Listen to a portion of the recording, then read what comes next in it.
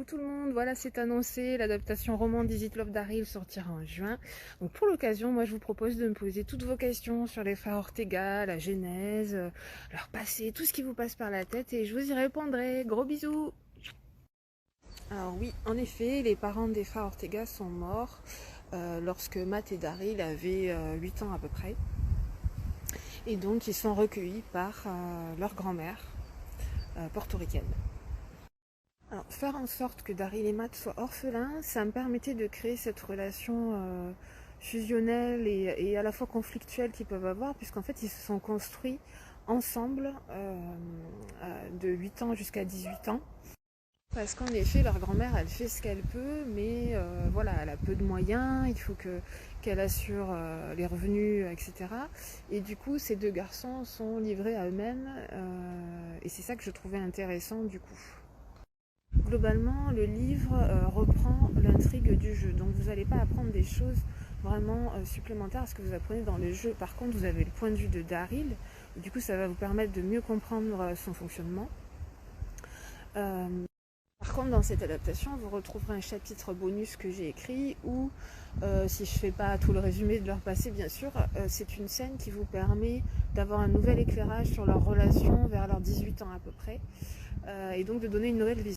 Alors, la relation étant enfant, elle était très fusionnelle. D'abord, c'est des jumeaux, des vrais jumeaux. Donc il y a ce côté où vraiment ils se comprennent et ils se soutiennent très fort parce qu'ils sont dans un contexte qui est difficile.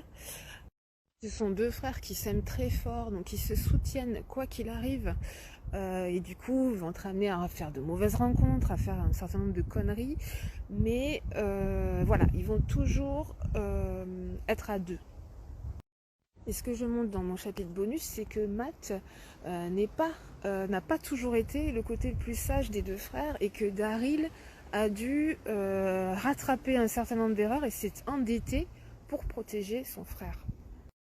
Alors la question me fait beaucoup rire parce que ça fait un peu, je comprends pas, ils sont jumeaux, mais vous avez fait un peu de la merde parce qu'en fait, en fait, ils se ressemblent pas du tout.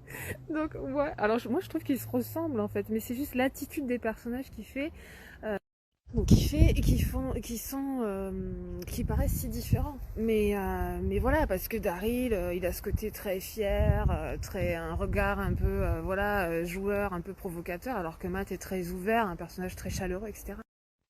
Alors Matt, je dirais que bon, c'est un personnage, voilà, il est attachant, il est drôle, il est romantique, il est attentionné.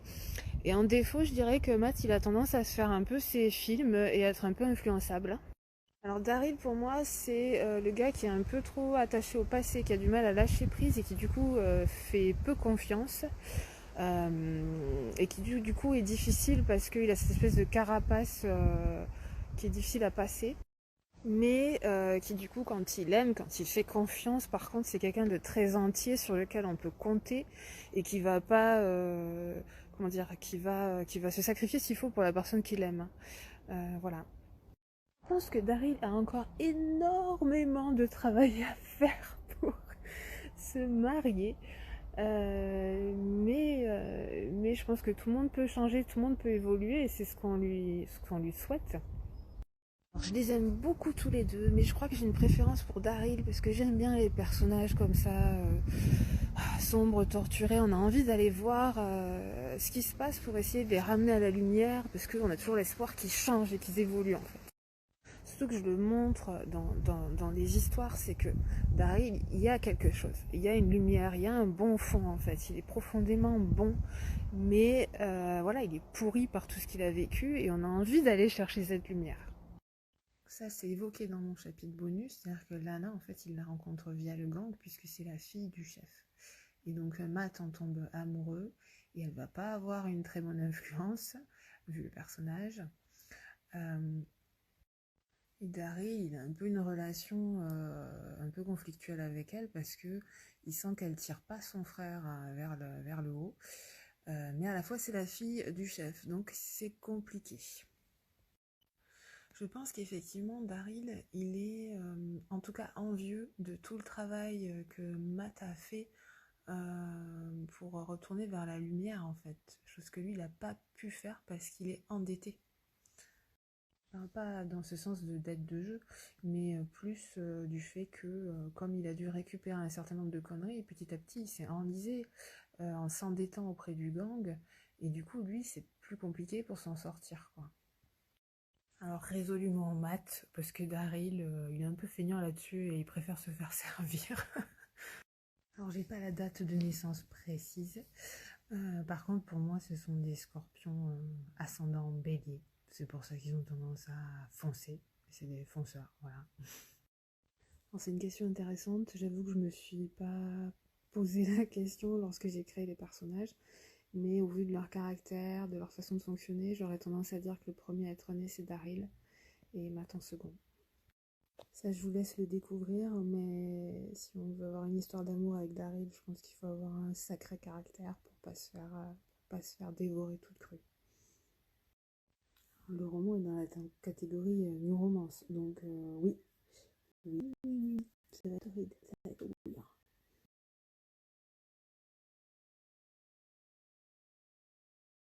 Si vous vous souvenez, le trailer enfin la bande-annonce de l'histoire de Matt, il y avait cette idée de carte de cœur et carte de pique, donc roi de cœur, roi de pique, et j'aimais bien ces deux facettes en fait, et du coup pour des jumeaux c'était super.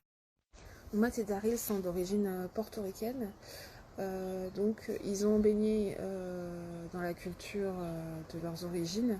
Donc effectivement, ils parlent espagnol. Dans le texte, je l'utilise pas trop pour pas ajouter de lourdeur à la lecture. Alors pour leur physique, j'étais partie, ma référence c'était l'acteur Colin Farrell. Donc le côté brun, ténébreux, en tout cas qui dégage cette espèce de... On a l'impression que c'est un bad boy, après je sais pas si ça est pour de vrai, mais c'est l'impression qu'il... Et puis le look, pour Matt, c'était référence street, motard, donc le blouson en cuir, les chaînes, le jean, etc. quoi. Et Daryl, c'était plus le costard, plutôt mafieux. J'aime beaucoup cette histoire. Je voulais que l'héroïne, ce soit cette fois la bad girl, qui fasse des conneries, que de temps en temps on a envie de dire, mais purée, mais branche ton cerveau, arrête, arrête quoi. Et je crois que c'était intéressant avec Daryl, parce que je le voyais pas avec la fille trop posée. Et il fallait en même temps que ce soit la fille voilà, qui est du répondant, qui se laisse pas marcher sur les pieds. Donc j'aimais cette idée voilà, de la grande sœur qui doit gérer les bêtises de son petit frère, qui connaît la mécanique. En tout cas, voilà, une nana qui va pas se laisser impressionner par un mec, en l'occurrence Daryl, euh, et voilà, qui va faire face, mais qui en même temps, c'est pas la fille toute sage et toute blanche, quoi. Bah, ça fait suite à l'autre question, c'est-à-dire qu'en effet, leur relation à Daryl et elle est explosive, elle est passionnée. Donc, à la fois, c'est soit une relation qui va les brûler complètement, soit c'est une relation où ils vont en tirer quelque chose tous les deux. Mais en même temps, je pense qu'ils ont quelque chose à s'apporter l'un l'autre. Et ce côté où ils peuvent penser leurs blessures parce qu'ils se comprennent en fait. Et du coup, ça peut être positif. Et oui, Mamie Ortega est toujours là, en effet. Juste que voilà, maintenant, elle habite plus chez elle, mais elle est dans un Suisse spécialisé parce que voilà, mentalement, elle a des absences, elle a la mémoire qui flanche. Je trouve que c'est une question super compliquée qu'on nous pose souvent quand on est auteur, c'est de quoi tu t'es inspiré, comme s'il y avait une chose en particulier, et non pas du tout en fait. Je peux pas vous dire je me suis inspirée de ça ou de ça, c'est vraiment un ensemble de choses. Je vais vous dire un truc peut-être qui va vous sembler un peu hyper perché, mais je vais vous dire franchement, parfois vos personnages en fait, ils vivent tout seuls et votre histoire elle se déroule toute seule. C'est-à-dire vous commencez à écrire et puis ça, voilà, ça se crée d'elle-même. Des fois, je sais pas, c'est dans l'inconscient ce qui a pu nourrir notre imaginaire, etc. Et puis voilà, je pars du postulat, j'ai deux frères jumeaux, orphelins, qui vivent dans les quartiers pauvres de New York. Qu'est-ce qui pourrait leur arriver, hein? Qu'est-ce qui pourrait se passer pour eux? Et je trouve que c'est là la magie de notre travail, c'est qu'en fait, on n'a pas le total contrôle. Donc oui, il y a forcément des choses qui m'ont inspiré, mais je peux pas vous dire là, c'est ça ou c'est ça. C'est... Pour moi, les parents de maths, ils ont peu de moyens, tout comme la grand-mère d'ailleurs. Donc le père ouvrier sur des chantiers, la mère femme de ménage, donc des gens qui ont travaillé vraiment très dur toute leur vie et voilà.